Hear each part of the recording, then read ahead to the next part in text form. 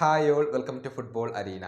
ഈ ഇന്റർനാഷണൽ ബ്രേക്കിൽ 2 world cup യോഗ്യതാ മത്സരങ്ങളാണ് ബ്രസീൽ കളിക്കുന്നത്. അതിനു വേണ്ടിയുള്ള സ്ക്വാഡ് നേരത്തെ കാർലോ ആഞ്ചലോട്ടി പ്രഖ്യാപിച്ചിരുന്നു. പിന്നീട് ചില മാറ്റങ്ങളൊക്കെ അദ്ദേഹം വരുത്തുകയും ചെയ്തിട്ടുണ്ട്.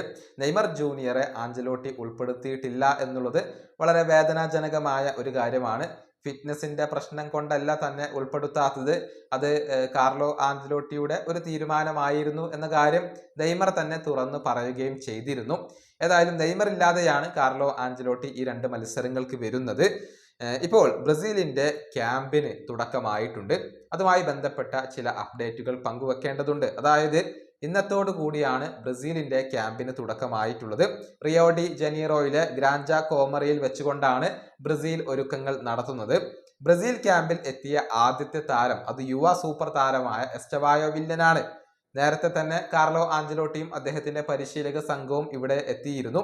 ഇതിന് പിന്നാലെയാണ് എസ്റ്റവായോ വില്യൻ എത്തിയത്. കാർലോ ആഞ്ചലോട്ടിയെ അദ്ദേഹം കണ്ടിട്ടുണ്ട്.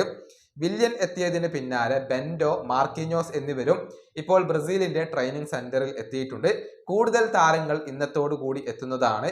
ഇന്ന് തന്നെയാണ് ആദ്യത്തെ ട്രെയിനിങ് സെഷൻ നടത്തുക. മാരക്കാന സ്റ്റേഡിയത്തിൽ വെച്ചുകൊണ്ടാണ് ചിലിയെ ബ്രസീൽ നേരിടുന്നത്. അതിനു മുൻപ് 3 ട്രെയിനിങ് സെഷനുകളാണ് ബ്രസീൽ ടീം പൂർത്തിയാക്കുക. ഇന്നത്തെ ട്രെയിനിങ് സെഷനിന് പുറമെ നാളെയും മറ്റന്നാളുമായി ഓരോ സെഷനുകൾ ഉണ്ട്. സെപ്റ്റംബർ 5-ാം തീയതി രാവിലെ ഇന്ത്യൻ സമയം 6 മണിക്കാണ് ബ്രസീൽ ചിലിയെ നേരിടുക. അത് ബ്രസീലിന്റെ മൈതാനത്ത് വെച്ചുകൊണ്ട് അഥവാ മാരക്കാന സ്റ്റേഡിയത്തിൽ വെച്ചുകൊണ്ടാണ്. അതിനുശേഷം 5 ദിവസങ്ങൾക്ക് ശേഷം ബൊളീവിയയെ ബ്രസീൽ നേരിടുന്നുണ്ട്. അത് സെപ്റ്റംബർ 10-ാം തീയതി പുലർച്ചെ ഇന്ത്യൻ സമയം 5 മണിക്കാണ്.